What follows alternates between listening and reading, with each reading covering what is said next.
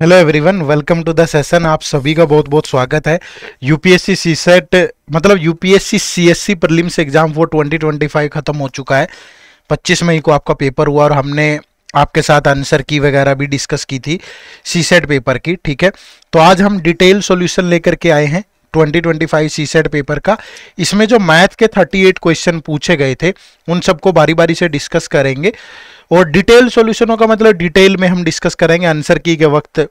ठीक है, एक दो क्वेश्चन में कंफ्यूजन भी था बच्चों को और कह रहे थे कि सर डिटेल में करवा दो थोड़ा सा, तो आज हम डिटेल में बात करेंगे और अच्छे से बात करेंगे एक एक क्वेश्चन कैसे कंसेप्ट काम करता है, कैसे चीजें सोल्व हुई है इस पेपर में। और ये आगे अगर आप 2026 के लिए या 27 के लिए प्रिपेयर कर रहे हो तो आपके लिए ये बड़ा अच्छा रहेगा सॉल्यूशन, क्योंकि इससे फिर आपको पता चलेगा कि यार कैसे कंसेप्ट से सवाल पेपर में आ रहे हैं। ठीक है, चलो तो शुरू करें। तो टोटल 38 क्वेश्चन है जो कि मैथ के हैं और ये सेट सी है जो मैंने उठाया है, ये सेट सी है। वैसे तो आपको आपका जो मर्जी सेट हो, आपको तो क्वेश्चंस पे फोकस करना है, उससे कोई फर्क नहीं पड़ता। ठीक है भाई, तो शुरू कर लेते हैं। और दूसरा, अगर आप सी सेट को आगे टारगेट कर रहे हैं आने वाले एग्जाम के लिए और आपकी कमजोरी है सी सेट, तो हम आपको एक फ्री ई बुक गाइड प्रोवाइड कर रहे हैं।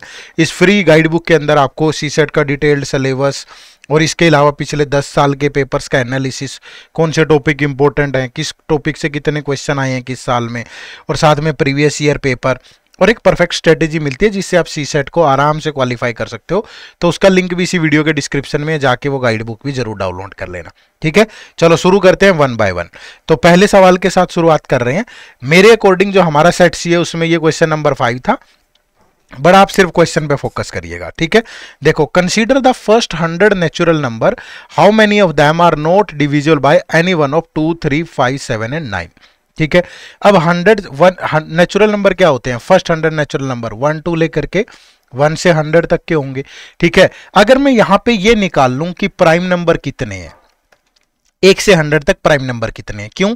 क्योंकि प्राइम नंबर किसी से डिवाइड नहीं होते। हमें भी तो यही देखना है ना कि नॉट डिविजिबल बाय। ठीक है भाई, और ये देखो उसने बोल्ड करके दिया है नोट, ये भी बड़ी अच्छी खास बात है। यूपीएससी ने बहुत भला कर दिया आपका अगर नोट ऐसे बोल्ड करके दे दिया।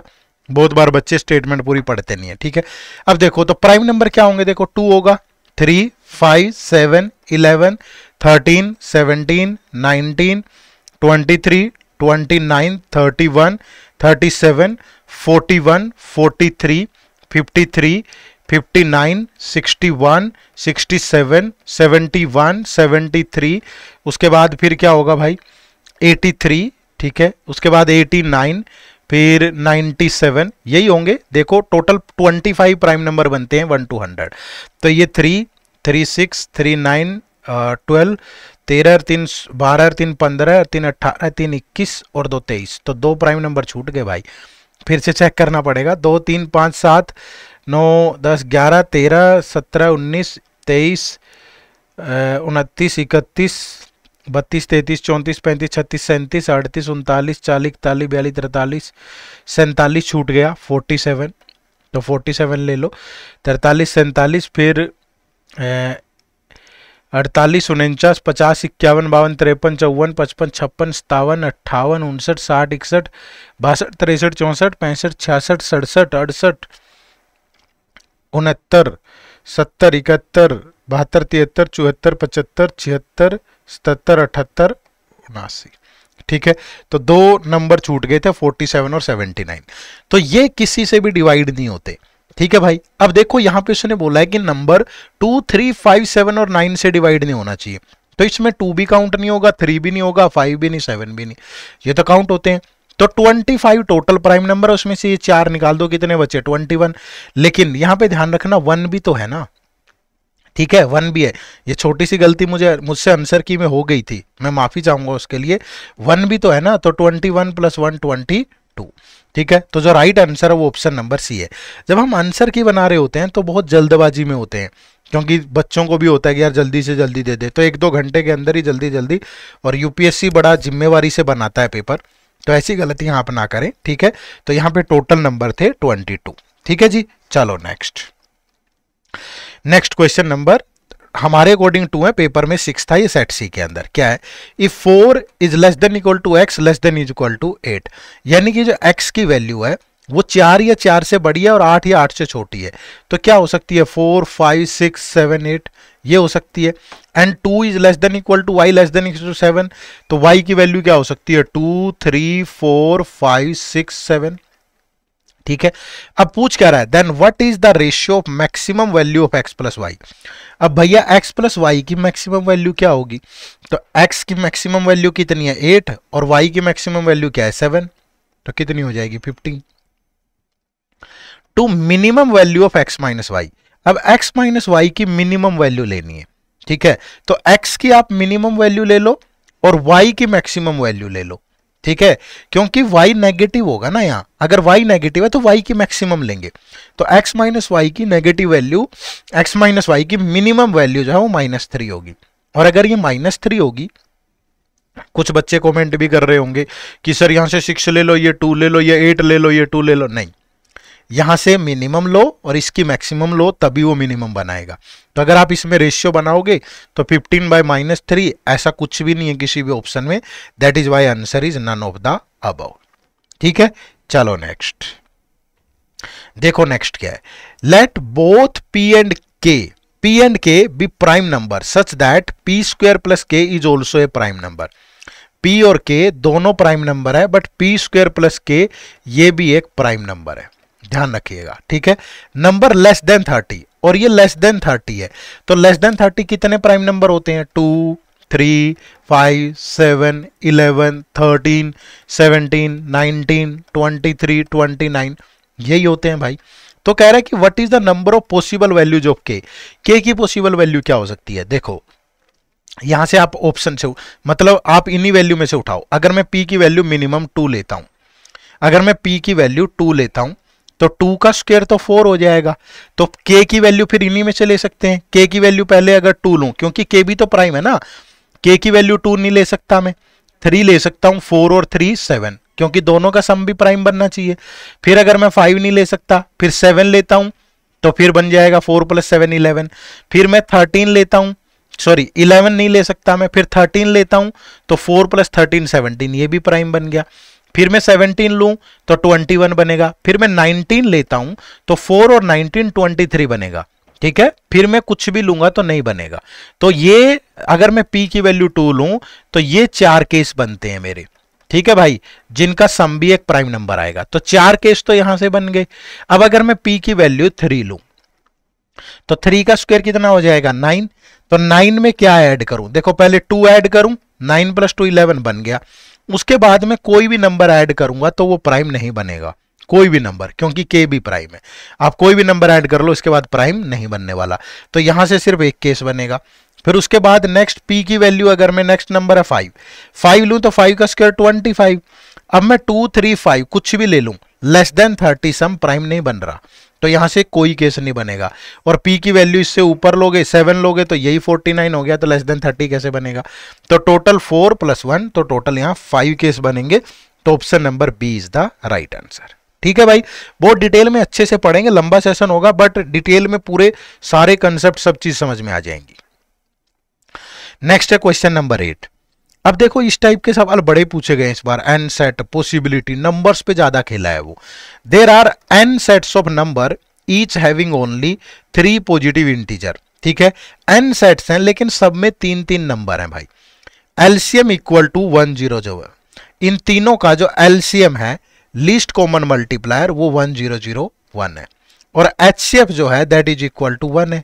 अब अगर मैं इस 1001 को ब्रेक करूं, मैंने आपको बताया भी था ये जो नंबर होते हैं ये हमेशा 7, 11 और 13 के मल्टीपल होते हैं। ठीक है, किसके मल्टीपल होते हैं 7, 11 और 31 के। तो what is the value of n, ऐसे कितने सेट बन जाएंगे, एक सेट तो ये बन गया 7, 11, 13। ठीक है, अब मल्टीपल उठाते रहो ना, मैं कहूं कि ये 7, 11 और एक 11 × 3 143, ये भी बन गया भाई। मैं कहूं कि ये 7 और ये 13, तो 11 × 7 77। मतलब आप इससे कितने भी सेट बना सकते हो, काफी सेट बन जाएंगे। तो 6, 7, 8 नहीं, मोर देन 8 सेट बनेंगे भाई यहाँ पे। ठीक है, तो जो राइट आंसर होगा वो ऑप्शन नंबर डी होगा। कुछ बच्चों ने यहाँ परमुटेशन लगा दिया कि 3 है तो 3 फैक्टोरियल होगा, 3 × 2 × 1, ऐसे थोड़ा होता है। ठीक है, ये नहीं होगा। वो बोला कि how many each having only 3 positive inter with LCM. ठीक है, तो इसमें भी अगर आप देखोगे, अगर कभी भी आप ये तो जानते हो ना कि ये ए बी सी 3 नंबर है, अगर इन तीनों में से any one is prime, any one is prime, तो ऐसे नंबर का एचसीएफ हमेशा 1 ही होता है। समझ रहे हो? तो इसलिए एक प्राइम लेते रहो, बाकी दूसरों के मल्टीपल मल्टीपल करके उठाते रहो ऐसे। ठीक है, तो बहुत सारे सेट बन जाएंगे ये। ठीक है, तो ये यहां पे मोर देन 8 होगा, तो right answer is option number D. ठीक है, चलो next question number 9। Let P Q R be a 3 digit number. ठीक है, PPT be a 3 digit number, PS be a 2 digit number, where P Q R S T are distinct non zero digit. तो further P Q R, अगर P Q R में से minus कर दें P S, ठीक है, तो answer आता है P P T. Q is equal to 3, जो Q की वैल्यू है दैट इज 3, और T इज लेस देन 6, तो जो T आएगा वो 1 2 3 4 5 में से कुछ भी आ सकता है। तो what is the number of possible values of R and S। तो R और S की पॉसिबल वैल्यू क्या हो सकती है। ठीक है, अब एक सिंपल सी बात बताओ जो नॉर्मली समझना। अब अगर मैं कुछ भी यहां से R और S की कुछ भी वैल्यू उठाऊं, इनका डिफरेंस तो यही आना चाहिए। ठीक है, और अगर Q3 है, इसमें से मैं क्या माइनस करूंगा यहां कि P इतना आ जाए। ठीक है, तो P की यहां पॉसिबल वैल्यू एक ही बन रही है बस, कि P की वैल्यू 1 हो सकती है, क्योंकि Q में से P माइनस करके P बचना चाहिए। तो P की वैल्यू 1, तो P की वैल्यू 1, और यहां P1 तभी हो सकता है जब यहां Q2 बचे भाई। अगर यहां 3 में से 2 बचेगा तो मतलब एक यहां कैरी फॉरवर्ड हो रहा है भाई, समझ रहे हो ना, एक यहां कैरी फॉरवर्ड हो रहा है। अगर कैरी फॉरवर्ड हो रहा है तो फिर वैल्यू आपको यहां भी जो वैल्यू होगी, कैरी फॉरवर्ड हो रहा है तो ये 10 12 ऐसे तो होगी। अगर कैरी फॉरवर्ड हो रहा है, आर की वैल्यू 1 तो ले नहीं सकते। क्यों नहीं ले सकते? क्योंकि P Q R S T सारी डिस्टिंक्ट है, तो पी की वैल्यू 1 है तो आर की वैल्यू 1 तो हो नहीं सकती। तो आर की वैल्यू पुट करेंगे ना 1 2 3 4 5 6 7 8 9, पहले यही वैल्यू पुट करेंगे। तो 1 तो हो नहीं सकता आर, क्योंकि P1 है। अब R की वैल्यू 2 ले सकते हो आप, अगर R की वैल्यू 2 ले और S की वैल्यू 1 नहीं ले सकते, S की वैल्यू 2 नहीं ले सकते। अगर S की वैल्यू 3 ले, R की वैल्यू 2 ले ली, ये 12 बन गया, 12 माइनस 3 तो T की वैल्यू 9 हो जाएगी। तो कोई फायदा ही नहीं है, ले ही नहीं सकते हो आप, क्योंकि T तो 1 2 3 4 आ रहा है। ऐसे ही S की वैल्यू अगर 4 लोगे तो भी बड़ी वैल्यू आएगी, 5 लोगे तो भी, 6 लोगे तो भी, 7 लोगे। ठीक है, अगर यहां S की वैल्यू 7 ले लेता हूं तो ये 12 माइनस 7 5 आ जाएगा। ठीक है, 5 आ गया, फिर यहां 2 माइनस 1 और पूरा का पूरा सेटिस्फाई कर गया। तो एक पेयर तो बन गया कि R और S 2 और 7 हो सकते हैं। ठीक है, दूसरा S की वैल्यू 8 भी तो हो सकती है, क्योंकि 12 माइनस 8 तो उस केस में 4 आ जाएगा, फिर ये सेटिस्फाई कर जाएगा। तो 2 और 8 भी हो सकते हैं भाई। अब अगर मैं यहां पे 9 लूं, ये नहीं ले सकता, क्योंकि 12 माइनस 9 3, Q की वैल्यू ऑलरेडी 3 है। ठीक है, और कुछ बचेगा ही नहीं। तो एक तो पेयर यही बन गया कि R क्या होगा, यहां 2 होगा। उसके बाद R 3 हो नहीं सकता, 3 कैसे हो सकता R, क्योंकि Q ऑलरेडी 3 है। अब R की वैल्यू अगर 3 लूं, ठीक है, अगर मैं R की वैल्यू 3 लूं तो ये 7 8 9 तो हो नहीं सकते, क्योंकि इनसे तो वैल्यू बड़ी बचेगी। हाँ 9 3 8 अगर इससे हो सकता है तो 13 माइनस 7 करेंगे, 13 माइनस 7 करेंगे। अच्छा 3 से तो ले ही नहीं सकते ना, R की वैल्यू 3 तो ले ही नहीं सकते, क्योंकि Q ऑलरेडी 3 है। तो R की वैल्यू फिर क्या लोगे 4। अब 14 में से अगर यहां 4 ले लिया हमने, तो S की वैल्यू 1 नहीं ले सकते हम। क्यों नहीं ले सकते? क्योंकि 4 माइनस 1 3, 3 ऑलरेडी है। 2 ले सकते हैं S, ये 4 है तो 4 माइनस 2 नहीं ले सकते, क्योंकि यहां से एक कैरी फॉरवर्ड हुआ है। तो ये 4 नहीं, इसको 14 की तरह ट्रीट करो। अगर इसको 14 की तरह ट्रीट करोगे तो यहां 9 ले सकते हो, क्योंकि 14 माइनस 9 5। ठीक है, तो फिर 14 माइनस 8 करोगे 6, बड़ी वैल्यू आ जाएगी। तो एक पेयर ये बनेगा कि ये 4 और 9 हो जाएंगे, और कोई पेयर नहीं बनेगा, सिर्फ ये 3 पेयर बनेंगे यहां से।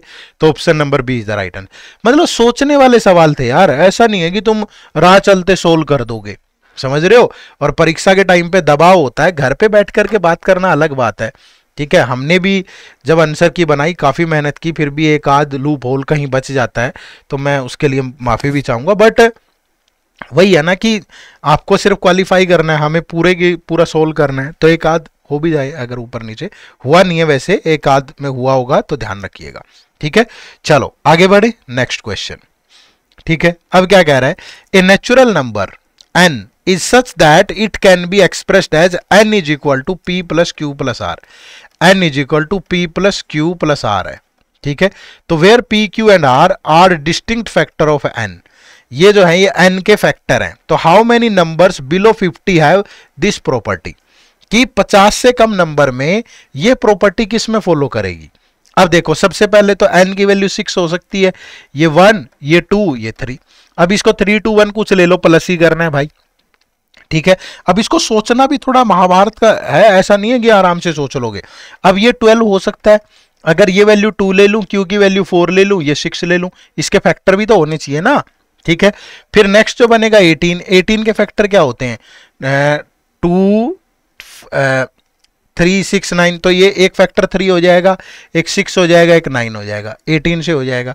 फिर एक 24 से ले सकते हो, 24 से 4 से जा रहा है, ये 8 से जा रहा है और 12 से जा रहा है, ठीक है। उसके बाद 24 के बाद 30 में देखो इसका हाफ कर दो, एक फैक्टर तो 15 होगा, फिर दूसरा 5 और 10 बच गया, ठीक है। 30 के बाद किससे हो सकता है ये, 30 के बाद 36 से हो सकता है, एक फैक्टर 18 ले लो, 18 का हाफ करोगे तो 18 सम बनना चाहिए 12, तो 6 और 12 से हो जाएगा। फिर अगला बन जाएगा ये 42 से, 42 का हाफ 21, तो 21 सम 7 और 14, फिर एक बच गया 48, ठीक है। 48 से हो जाएगा, 48 का हाफ 24 और दो फैक्टर ऐसे बनेंगे जिनका सम 24 हो, तो 8 और 16, ठीक है। तो 1 2 3 4 5 6 7 8, तो टोटल 8 बनेंगे। Option number C is the right. पर इतना आसान नहीं है ये मत सोचो एकदम से, परीक्षा के दबाव में इन चीजों को हैंडल करना थोड़ा मुश्किल होता है। बट हाँ, अगर पहले से प्रैक्टिस होगी तो आप कर सकते हो, लेकिन इस पेपर में ऐसा नहीं है। कुछ क्वेश्चन छोड़ने वाले भी थे भाई, बाकियों को आप आराम से कर सकते थे। तो क्वालिफाई करना मतलब अगर आपने पढ़ा हुआ है तो कुछ क्वेश्चन आप कर सकते थे आराम से। देखो next, 3 prime number P Q and R, 3 prime number है P Q and R, each less than 20, ठीक है। तो 20 से नीचे प्राइम नंबर 2 है, 3 है, 5 है, 7 है, 11 है, 13 है और 17 है। Such that P minus Q is equal to Q minus R, P minus Q that is equal to Q minus R. तो how many distinct possible values can we get for, यानी P plus Q plus R करो तो कितनी अलग अलग value जाएंगी, ठीक है। अब यहां अगर मैं 2 रखूं तो P की वैल्यू 2, एक तो बड़ी वैल्यू से उठाओ, अगर P की वैल्यू 17 रखता हूं, ठीक है भाई, तो 17 क्यू की वैल्यू 13 लें तो फिर यहां 9 होना चाहिए, नहीं हो सकता क्योंकि 17 13 का गैप कितना होता है, 4 होता है। फिर अगर P ये 11 रखूं तो 6, फिर हो जाएगा, हाँ अगर ये 17 ये 11 है, क्यू की वैल्यू यहाँ भी 11, इन दोनों का डिफरेंस 6 है, तो यहाँ आर की वैल्यू 5 आ सकती है, ठीक है। फिर 7 रखें तो 10 तो आएगा ही नहीं, छोटी तो होगी ही नहीं, ठीक है। उसके बाद फिर अगला है 13, अगर ये 13 रखें तो ये वैल्यू 11 रखें तो 9 नहीं होगा, ये 7 रखें तो 6 हो सकता है, 7 नहीं होगा, तो 13 से बनेगा ही नहीं कोई भी। फिर नेक्स्ट अगर 11 रखें, 11 से ये 7 रख सकते हैं, बिल्कुल, ये 7 है तो ये 3 हो सकता है, ठीक है। फिर 11 से अगर ये और तो होगा ही नहीं, अगर 5 रखें 6 का गैप तो होगा ही नहीं, ठीक है, तो मुश्किल हो जाएगी भाई। 11 से भी एक ही सेट बनेगा। उसके बाद अगर 7 रखें तो 7 से 5, फिर 5 से 3, ठीक है। फिर 7 से अगर देखें 3 4, तो बाकी गैप बनेगा नहीं, ठीक है। 7 के बाद अच्छा एक 19 भी तो होता है ना, प्राइम नंबर ही छोड़ दिया हमने, चलो भूल गए, 19 को भी चेक कर लेंगे। एक प्राइम नंबर 19 भी तो होता है, 19 लिखा ही नहीं था, चलो 7 से भी एक ही केस बनेगा। फिर उसके बाद 5 से 3 नहीं बनेगा, 5 से नहीं बनेगा, 7 से और बन सकता है क्या, 7 से अगर 3 लूं तो नहीं बनेगा, 5 से बनेगा, 5 से नहीं बनेगा भाई, 5 और 3 का गैप 2 होता है, नहीं बनेगा। तो फिर 19 से हो सकता है बन जाए, अगर 19 लूं ये 17 ले तो नहीं बनेगा, 13 ले तो बन जाएगा, 19 और 13 का गैप 6 है, 13 और 7 का गैप 6 है, ठीक है। 19 से 11 ले, 19 से एक नंबर 11 ले तो एक नंबर ये 3 आ जाएगा, ये भी बन जाएगा, 19 से और नहीं बनेगा। तो ये 5 केस बनेंगे। अब यहां पी क्यू आर की वैल्यू क्या होगी भाई, देखो P Q are 17 plus 11 plus 5 33, इस केस में 11 प्लस 7 प्लस 3 18 और 3 21, इस केस में 7 प्लस 5 प्लस 3 12 प्लस 3 15, इस केस में 19 प्लस 13 प्लस 7 तो ये 32 39 बन गया भाई। तो और इस केस में 19 + 11 + 3 तो ये 33 बन गया। तो ये और ये तो सेम है, तो ये तो एक ही कंसीडर होगा भाई। तो 1 2 3 4, तो टोटल 4 पॉसिबल वैल्यूज आ जाएंगे, ठीक है, जो डिस्टिंक्ट होंगी। तो right answer is option number A, ठीक है। चलो next, how many values, next question, how many possible values of p + q + r are there satisfying 1/p + 1/q + 1/r that is equal to 1, where p, q and r are natural number not necessarily distinct। जरूरी नहीं है कि अलग अलग हो, ठीक है। अब एक तो तरीका क्या है कि 1 को डिवाइड करते जाओ ना। अब अगर 1/1 लूं तो नहीं बनेगा, अगर ये 1/2 ले लूं, ठीक है, अब 1/2 ले लूं तो अब 1/2 बच गया। अब 1/2 को किन किन फैक्टर्स में तोड़ा जा सकता है? अगर 1/2, ये मैंने लिखा भी था कहीं, ठीक है, अगर 1/2 ले लें तो 1/2 को 2 फैक्टर में तोड़ोगे तो एक 1/4 एक 1/4, ये बन सकता है। अगर ये 1/2 ले लें तो ये ऐसा भी हो सकता है कि ये 1/2 हो, सॉरी 1/4, और अगर इसको 1/2 है, मतलब पोजीशन फिक्स कर सकते हो आप। अगर ये 1/2 है, यहाँ 1/3 भी तो हो सकता है। अगर ये 1/3 होगा तो ये 1/6 होगा, तब भी 1 बन जाएगा। मतलब ऐसे एक पोजीशन फिक्स कर ली कि ये p की वैल्यू 2 फिक्स कर ले हम, तो q और r की वैल्यू फिर ऐसे करके निकाल सकते हो आप, ठीक है। तो अब और क्या, 1/2 से और तो बनेगा नहीं। अगर 1/4 ले लिया 1/5 से नहीं बनेगा, ठीक है। उसके बाद क्योंकि ऊपर 1 है ना, फिर उसके बाद अगर 1/3 ले लें तो ये भी 1/3 ले लें, ये भी 1/3 ले लें। अगर ये 1/3 ले लें, ये 1/4, तो नीचे फिर नहीं बचेगा फ्रैक्शन। तो यही 3 होंगे भाई, 1 2 और 3। तो राइट आंसर यहां भी क्या था? ऑप्शन नंबर सी, ठीक है। बट एकदम से दिमाग में आना, इसीलिए पेपर मुश्किल है ना। घर बैठ के थोड़ा आसान हो जाता है चीजों को सोचना, ठीक है। चलो question number 19, next. Team x scored a total of n runs in 20 overs, ठीक है। n रन बनाए 20 ओवर्स में, तो एवरेज कितना होगा? टीम एक्स ने एवरेज ये होगा भाई, n रन 20 ओवर में, तो एवरेज रन ये होंगे। Team Y tied the score in 10% less over, team Y ने ये n रन बना दिए इससे 10% लेस में, तो 20 का 10% 2, तो टीम वाई ने 18 ओवर में ही बना दिए। Had team wise average run rate runs पर ओवर बीन 50% हाइयर, जो वाई की एवरेज है पहले, अगर ये 50% हाइयर हो तो इसका 150% ले लो, ठीक है। The score would have been tied in 12 over, तो देन जो ये स्कोर है ये 12 ओवर में टाई हो जाता, तो मतलब फिर एवरेज ये होती और ये एवरेज होती। तो how many runs were scored by team x? अब इसको सोल्व करें, 50 से गया 3, 50 से गया 2, 3 से गया कितना? 3 से गया 6, तो इधर भी n/12, इधर भी n/12, तो फिर n की वैल्यू कैसे पता चलेगी आपको? चलेगी ही नहीं, तो कैन नॉट बी डिटरमाइंड। तो यहां पे कोई ऐसी कंडीशन नहीं दे रखी थी। जब भी ये दोनों इक्वल आ गए तो सोल्व कैसे करोगे भाई, ठीक है। चलो next question number 20। The price P of A commodity is first increase by k%। Price P है, अगर k% इंक्रीज होगा, अब देखो जैसे कोई वैल्यू 100 रुपए है, अब इसको अगर 10% इंक्रीज करना है तो मैं ये बोल देता हूं कि इसका 110% ले लेते हैं, बात तो एक ही होगा ना। तो 100 × 110 बाय 100, या इसी में इसका 10% ऐड कर दो। तो यहाँ पे P है, तो अगर इसको 10% इंक्रीज करना है, सॉरी k%, तो क्या करोगे? इसका 100 + k% लोगे भाई, ठीक है, इनटू फिर डिक्रीज बाय k%, तो जब डिक्रीज हो तो 100 - k%, ठीक है। अगेन इंक्रीज बाय k%, तो फिर इनटू 100 + k%, ठीक है। अगेन डिक्रीज बाय k%, तो इनटू 100 - k%, ठीक है। If the new price is Q, अब ये जाकर के Q के बराबर है, तो then what is the relation between P and Q, ठीक है। तो P और Q के बीच में रिलेशन क्या होगा? अब देखो ये P इनटू, अब सबके डिवाइड में 100 होगा, परसेंटेज अगर काट दूं तो सबके डिवाइड में यहां भी 100, यहां भी 100, यहां भी 100 और यहां भी 100, ठीक है। तो ये बच गया। अगर इन दोनों को देखूं a + b a - b, क्या होता है? a² - b², तो ये बन गया 100² - k², ठीक है। और ये भी क्या बन गया फिर? 100² - k², और नीचे क्या बना? ये 100 की power 4, that is equal to Q, ठीक है भाई, यही बनेगा।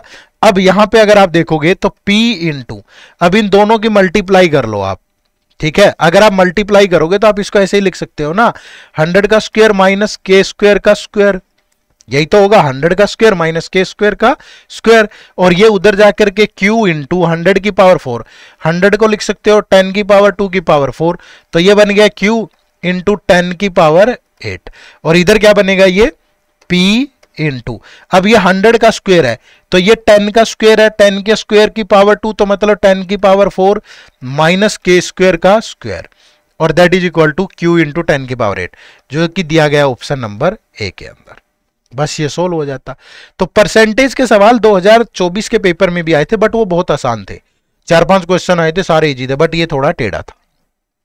चलो नेक्स्ट है, what is the maximum value of n such that 7 into this is divisible by 35 की पावर n। 7 है इंटू 343 है इंटू 385 है इंटू 1000 इंटू 2401 इंटू 77777, इसको डिवाइड करना है 35 की पावर n से। इसको हमेशा प्राइम में तोड़ लिया करो, 35 को प्राइम में ब्रेक करोगे तो 5 इंटू 7 की पावर n। अब यहां से देखो नॉर्मली, अब 7 की पावर ढूंढो और 5 की ढूंढो, जो मिनिमम आएगा वही आंसर होगा।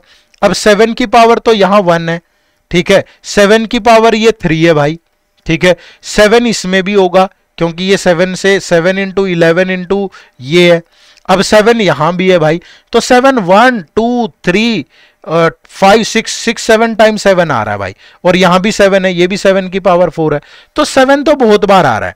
फिर इसको 5 में ब्रेक कर लो ना, 5 से देखो, 5 आपको यहां मिलेगा, जो 385 में 5 है वो कितनी बार 5 आ रहा है, 5 से गया 7 7, समझ रहे हो ना, 5 से गया ये इंटू 5 ही होगा, 5 से गया 7 7, तो एक बार 5 आया यहां सिर्फ, और फिर 1000 में 5 होगा, तो ये 5 से गया 200, फिर 5 से गया 40, फिर 5 से गया 8, तो यहां 1 2 3 टाइम, तो 5 टोटल मिलाकर के 1 और 3 4 बार आया, इस पूरी कैलकुलेशन में 5 4 बार आया। तो फिर 5 की पावर n, 5 की पावर 4, तो n की जो मैक्सिमम पावर है वो क्या हो सकती है, 4। तो right answer is option number B. Clear है, कोई डाउट हो किसी को तो बताओ, ठीक है भाई। चलो next, what is x in the sequence, ये बहुत आसान सवाल था, ये तो सबका हो जाना चाहिए था। देखो 24 से x, अगर मैं x की वैल्यू 12 ले लूं तो इंटू 0.5, फिर 12 से 12 पे गए इंटू 1, फिर 12 से इंटू 1.5, फिर ये इंटू 2 और फिर ये इंटू 2.5, तो यही लॉजिकल लग रहा है, that is why answer is option number B. ठीक है, चलिए नेक्स्ट क्वेश्चन नंबर 27, ये भी बढ़िया क्वेश्चन है। P and Q walk along a circular track, तो ये एक सर्कुलर ट्रैक है, P और Q इस पे वॉक करते हैं। They start at 5 AM from the same point in opposite direction, ये 5 AM पे यहां से शुरू होते हैं भाई, ठीक है, और डिफरेंट उसमें, अब P सुपोज ऐसे जाता है और Q सुपोज ऐसे जाता है, ठीक है। P walks at an average speed of 5 round per hour, जो P है वो 5 राउंड लगा देता है, कितने आवर में, 1 घंटे में भाई, ठीक है। Q walks at an average speed of 3 round, Q की स्पीड थोड़ी स्लो है, वो 3 राउंड लगाता है पर आवर, ठीक है। तो how many time will they cross each other between 5:20 AM and 7 AM, ठीक है। अब एक सिंपल सी चीज समझो, मैंने मान लिया लेट, ठीक है, लेट एक राउंड 300 मीटर का है, इसका एक राउंड 300 मीटर का है, इस पूरे सर्कल का, अपनी तरफ से मान लो, कोई दिक्कत नहीं है, मैंने इसलिए मान लिया कि 3 5 दोनों का मल्टीपल आ गया। एक राउंड 300 मीटर का है। अब जो P है वो 5 राउंड लगा देता है 1 घंटे में, तो 1 घंटे में P कितना ट्रेवल करेगा, एक राउंड 300 मीटर का, तो 5 राउंड कितने मीटर के, 1500 मीटर के, तो जो P है वो 1 घंटे में 1500 मीटर ट्रेवल करता है, ठीक है। अब जो Q है वो 1 घंटे में 3 राउंड लगाता है भाई, तो 3 गुना 300, तो Q जो है वो 1 घंटे में 900 मीटर ट्रेवल करता होगा, समझ पा रहे हो। अब एक सिंपल सी चीज बताओ ना, वो मिलेंगे कब, जब एक बार मिलेंगे, वो तभी तो मिलेंगे जब वो पूरा सर्कल कवर करेंगे, यानी उनकी मीटिंग कब होती है, जब दोनों 300 मीटर कवर करते हैं, ठीक है। हर 300 मीटर कवर करेंगे, एक इधर से आया एक उधर से आया, जैसे ही 300 मीटर कवर हो गया मुलाकात हो जाएगी, हो कहीं भी, लेकिन हर 300 मीटर के बाद मुलाकात होगी, तो 300 मीटर के बाद एक बार मुलाकात होगी। और 1 घंटे में दोनों मिलकर के कितना मीटर कवर करते हैं, एक उधर से आ रहा है ऐसे, एक इधर से आ रहा है, तो 1 घंटे में दोनों 1500 प्लस 900, डायरेक्शन अपोजिट है ना, तो दोनों 1 घंटे में 2400 मीटर कवर करते हैं। ठीक है भाई, 2400 मीटर कवर करते हैं 1 घंटे में। और मीटिंग, एक बार मीटिंग होती है हर 300 मीटर के बाद। दूसरा, अब ये देखो 5:20 से लेके 7 बजे तक पूछा है, तो 5:20 से लेकर के 7 AM तक अगर मैं बात करूं तो कितना टाइम हो गया, 1 घंटा 40 मिनट। ठीक है भाई, 1 घंटा 40 मिनट का मतलब है 1 + 40/60, 0 2 से गया 2 3, तो 5/3 आवर्स में वो कितना ट्रेवल करेंगे। अब देखो 2400 मीटर 1 घंटे में ट्रेवल करते हैं, तो 5/3 आवर्स में कितना करेंगे, 3 से गया 800, तो मतलब वो 4000 मीटर ट्रेवल कर रहे हैं।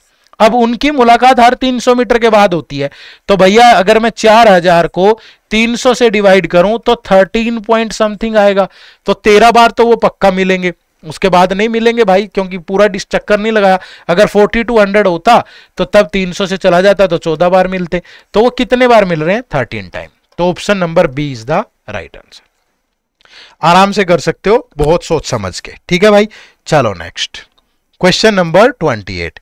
P का मतलब जो है, P का मतलब है प्लस, ठीक है, P का मतलब है प्लस, Q का मतलब है माइनस, R का मतलब है मल्टीप्लीकेशन, S का मतलब है divide. Then insert the proper notations between the successive number in the equation. फिर बताओ, अब पहले S, ठीक है, S अगर यहां पे देखो ये है, अगर S लूं मैं, ये 60 होगा भाई, पहला ऑप्शन चेक करें। S का मतलब क्या है, डिवाइड बाय 15, फिर क्या है P, P क्या है प्लस, फिर कितना आ गया 3, फिर नेक्स्ट आएगा R का मतलब मल्टीप्लाई 20, और Q का मतलब है -4। क्या ये 20 के इक्वल आ रहा है, देखो ये गया 4, फिर ये मल्टीप्लाई होगी 64, 4 नहीं आ रहा भाई, तो ये ऑप्शन तो नहीं होगा। नेक्स्ट है QRPS, मतलब इन्हीं साइन को उल्टा कर दो। ठीक है, तो ये 60, 15, 3, 24, इन्हीं साइन को उल्टा करेंगे तो ये माइनस, ये मल्टीप्लीकेशन, ये प्लस और ये डिवाइड, यही होगा QRPS का मतलब। अब देखो ये 60 माइनस 15 इंटू 3 45, और ये इसको डिवाइड करेगा 5 से, +5, तो 60 और 5, 65 माइनस 45 20, और 20 आना चाहिए, तो ये आपका सेटिस्फाई कर रहा है, तो option number B is the right answer. ठीक है, चलो next question number 29। A tram overtakes 2 person X and Y walking at an average speed of 3 km/h, 4 km/h in the same direction and completely passes them in 8 seconds and 9 seconds. दो बात समझने वाली है, जब same direction होता है ना, same direction, तो जो रिलेटिव स्पीड होती है वो हमेशा डिफरेंस ऑफ स्पीड होती है भाई। ठीक है, और दूसरी चीज यहां पे ये कि कोई भी पर्टिकुलर ट्रेन है, ट्रैम है, जो भी है, अगर वो किसी पर्सन को क्रॉस करती है तो हमेशा अपनी लेंथ को क्रॉस करती है। तो अगर मैं उस ट्रैम की स्पीड मान लूं कि वो x km/h है, ठीक है, तो जब वो पहले आदमी को क्रॉस करेगी तो रिलेटिव स्पीड बनेगी x - 3। ठीक है भाई, और इसको मीटर पर सेकंड में कन्वर्ट करने के लिए 5/18, ठीक है, और इसको 8 सेकंड में कर दिया, तो ये तो होगी स्पीड, और इनटू टाइम, तो ये क्या आ गई, उस ट्रैम की लेंथ आ गई ना, ये ट्रैम की लेंथ आ गई। सेम जब दूसरे पर्सन को कवर करेगी, ट्रैम की स्पीड x - 4, और इसको मीटर पर सेकंड में कन्वर्ट करेंगे, सॉरी इसको 8 सेकंड में क्रॉस कर रही है और इसको 9 में, तो ये इंटू 9, तो ये भी लेंथ आ गई ट्रैम की, तो दोनों इक्वल होंगे। अब ये 5/18 से 5/18, ये 8x - 24, और ये 9x - 36, ये उधर जाके माइनस होगा, ये प्लस, तो x की वैल्यू आ गई 12। तो ये तो स्पीड आई उसकी x km/h। अब हमें उसकी लेंथ बतानी है, तो लेंथ के लिए यहां वैल्यू पुट कर दो, 12 - 3 इंटू 5/18 इंटू 8, तो 12 - 3 9 इंटू 5/18 इंटू 8, तो 9 से गया 2, 2 से गया 4, तो 5 इंटू 4 20 मीटर। यहां पुट करोगे तब भी सेम आएगी, तो right answer is option number C. ठीक है, चलो नेक्स्ट क्वेश्चन नंबर 30। देखो n² is equal to this, then how many digit does the number n have. 2023 के पेपर में, सीसेट पेपर में इसका उल्टा सवाल आया था। उन्होंने कहा कि n एक नंबर है जो कि 9 टाइम अगर 1 लिखोगे, 6 7 8 9 इसको, और अगर n को n से, इस नंबर को सेम नंबर से मल्टीप्लाई करें तो जो नंबर आएगा उसकी डिजिट का सम बताओ। ठीक है, अब यहां पे दिक्कत क्या है ये देखो, समझो कंसेप्ट क्या है कि जब भी हम डबल वन को डबल वन से मल्टीप्लाई करते हैं तो जितने वन है ना उतने टाइम संख्या लिख लो, 1 2, फिर इसको रिवर्स ऑर्डर में। जैसे 4 वन है तो 4 वन को 4 वन से मल्टीप्लाई करोगे तो ऐसे लिखोगे 1 2 3 4, फिर रिवर्स ऑर्डर में 3 2 1। ऐसे अगर 4 1 2 3 4 5 6 है इंटू 1 2 3 4 5 6 है तो ऐसे लिखोगे, इनकी प्रोडक्ट आएगी 1 2 3 4 5 6 5 4 3 2 1। ठीक है, अब यहां भी देखो 1 2 3 4 5 6 7 8 9 तक है, फिर रिवर्स ऑर्डर है तो मतलब n की वैल्यू क्या रही होगी 1 2 3 4 5 6 7 8 9। समझ रहे हो ना? तो how many digit does n have? तो n हैव 9 डिजिट। तो option number B is the right answer. बहुत मेहनत लगती है चीजों में, बड़ी अच्छे से मैं आपको डिटेल में बता रहा हूं। एक कमेंट पक्का कर देना, आपको ये लेक्चर कैसा लगा एक कमेंट करके प्लीज बताइएगा। कितने सारे कंसेप्ट, कितनी सारी चीजें इस सेशन में कवर हो जाएंगी। ठीक है, तो एक कमेंट जरूर करना बस। चलो नेक्स्ट देखो, if 7 into 24 that is 25, 12 into 16 this. ये प्रॉपर्टी है एक राइट एंगल ट्रायंगल की। राइट एंगल ट्रायंगल में ये परपेंडिकुलर है, ये बेस है, ये हाइपोटेनस है। तो perpendicular square plus base square that is equal to होता है हाइपोटेनस स्क्वायर। तो अब देखो अगर ये 7 है, ये 24 है तो ये 25 होगा। कर लो 7 का स्क्वायर प्लस 24 का स्क्वायर दैट इज 25 का स्क्वायर। 7 का स्क्वायर 49, ये 576 तो ये बन गया 625। आप यहां देख लो 12 16 और 12 का स्क्वायर प्लस 16 का square that is equal to 20 का square.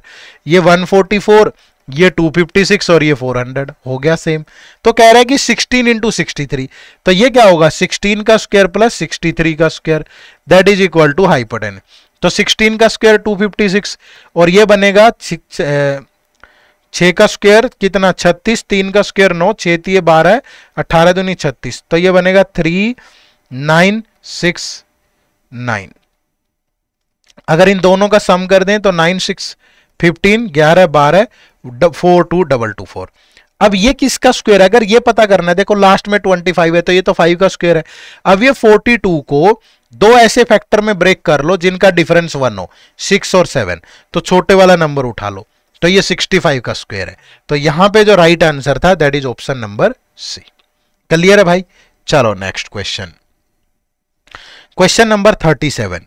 The petrol price shot up by 10% as a result of the hike in crude oil prices. The price of petrol before the hike was 90 rupees per liter. A person traveled 20 to 100 km every month and his car gives a mileage of 16 km per liter.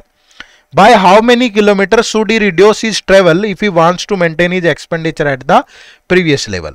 वो कह रहा है कि उतना ही खर्चा करना है उसे। अब 10% इंक्रीज हो गया प्राइस। अब एक बात बताओ, अगर पहले वो 2200 किलोमीटर ट्रेवल करता था मंथ में, ठीक है, और उसकी बाइक 16 की एवरेज देती है तो इतना पेट्रोल लगता होगा उसका। अगर इतना पेट्रोल लगता है और 1 लीटर पेट्रोल का प्राइस है 90, बोलो भाई, तो उसका टोटल खर्चा इतना होता होगा। समझ रहे हो ना? ये टोटल एक्सपेंडिचर है उसका। अब वो कह रहा है कि 10% इंक्रीज हो गया भाई। अब वो जो है 99%, 99 रुपीज हो गया, क्योंकि 90 का 10% तो पेट्रोल का प्राइस कितना 99। तो अब अगर इतना है तो इस पूरे को अगर मैं ये पूरा पहले यहीं से डिवाइड कर लो अगर करना है तो, अगर नहीं भी करना है तो भी कोई ऐसा इश्यू नहीं है। अगर मैं इसको काटूं भी तो नहीं काटना तो सिंपल भी कर सकते हैं हम इसको, क्योंकि ये एक्सपेंडिचर है, ठीक है, और 20 to 100 किलोमीटर है तो इतने पैसे में अब वो इतने लीटर पेट्रोल ले पाएगा। तो अगर इस पूरे को, ये टोटल एक्सपेंडिचर है, अब नए प्राइस से डिवाइड करेंगे तो 16 नीचे आ जाएगा और ये 20 to 100 इंटू 90, ठीक है, ये टोटल एक्सपेंडिचर है कि उसका जो महीने में टोटल एक्सपेंडिचर होता है। तो अगर अब हमें ये पता करना है कि वो कितना पेट्रोल लगा रहा है अभी एक्सपेंसिस, तो वो 20 to 100 इंटू 90 इस टोटल एक्सपेंडिचर को नए प्राइस से डिवाइड कर दो और नया प्राइस 10% बढ़ के 99 है। अब ये 11 से गया 9, 11 से गया 200, ठीक है, ये 9 से गया 10 और ये बच गया इतना भाई 2000 बाय 16 लीटर, ठीक है भाई। इतने इतने लीटर पेट्रोल में अब उसका काम चल जाएगा, और उसकी जो गाड़ी है वो 16 किलोमीटर पर लीटर देती है। तो अगर इतने लीटर पेट्रोल में काम चल जाएगा तो उसकी गाड़ी कितने किलोमीटर चलेगी? इतना लीटर पेट्रोल है और 1 लीटर में चलती है 16 किलोमीटर, तो अब उसकी गाड़ी कितने किलोमीटर चलेगी? सिर्फ 2000 किलोमीटर। तो पहले जो 2200 चल रही थी अब 2000 चलेगी, तो उसे अपनी जर्नी कितनी कम करनी पड़ेगी? 200 किलोमीटर। तो option number B is the right answer. ठीक है, चलो नेक्स्ट क्वेश्चन नंबर 38 क्या कह रहा है? ए 4 digit number n is such that when divided by 3, 5, 6, 9, अगर 3 से 5 से 6 से 9 से डिवाइड करो तो जो रिमाइंडर है यहां पे 1 आ रहा है, यहां पे 3, यहां पे 4 और यहां पे 7। तो what is the smallest value of n? लेकिन ध्यान रखना n एक 4 डिजिट नंबर है। अब तरीका तो क्या कहता है कि इन सब का एलसीएम ले लो, उस एलसीएम में से इनका जो गैप है, देखो सबका डिफरेंस सेम है 2 2, वो माइनस कर दो। अब इनका एलसीएम तो 90 आएगा फिर जाकर के, लेकिन मैं ये कह रहा हूं कि इतना सब भी करने की जरूरत नहीं थी। यहां आप सिंपली सोचो कि कोई नंबर 5 से डिवाइड होके अगर 3 रिमाइंडर दे रहा है, ठीक है। अब देखो 5 से कोई नंबर कब डिवाइड होता है? जब उसका लास्ट डिजिट या तो 0 हो या 5 हो। अब यहां 2 है, तो अगर आप इसको 5 से डिवाइड करोगे तो रिमाइंडर 2 ही आएगा, 3 तो नहीं आ रहा ना। यहां भी देखोगे तो 2 ही आ रहा, नहीं आ रहा। हाँ, इसको डिवाइड करोगे और इसको डिवाइड करोगे तो 3 आएगा। ठीक है भाई, इसको डिवाइड करोगे और इसको डिवाइड करोगे तो 3 आएगा। अब 3 से डिवाइड करने पे रिमाइंडर 1 आ रहा है, लेकिन अगर मैं इसकी डिजिट का सम कर दूं 1 + 0 + 6 + 8 तो ये 15, ये तो 3 से कंप्लीटली डिवाइड हो रहा है, तो इसमें तो रिमाइंडर 1 आ नहीं रहा। तो ये भी, क्योंकि 3 का डिविजिबिलिटी रूल क्या कहता है कि सम ऑफ डिजिट अगर 3 से डिवाइड हो रहा है तो मतलब वो नंबर 3 से डिवाइड हो रहा है, तो ये 3 से तो पूरा ही डिवाइड हो जाएगा। तो मेरे पास सिर्फ एक ही नंबर बचा है। ठीक है, तो यही हमारा राइट आंसर था। समझ पाए भाई? चलो नेक्स्ट क्वेश्चन नंबर 40।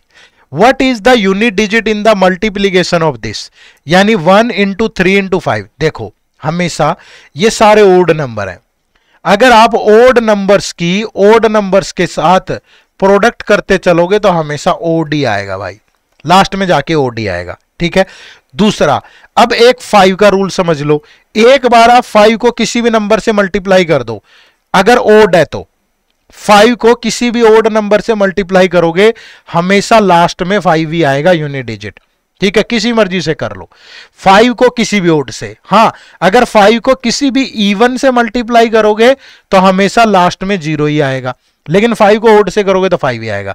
तो इस 5 को जितने मर्जी ओड नंबर से मल्टीप्लाई कर दो लास्ट डिजिट क्या रहेगा?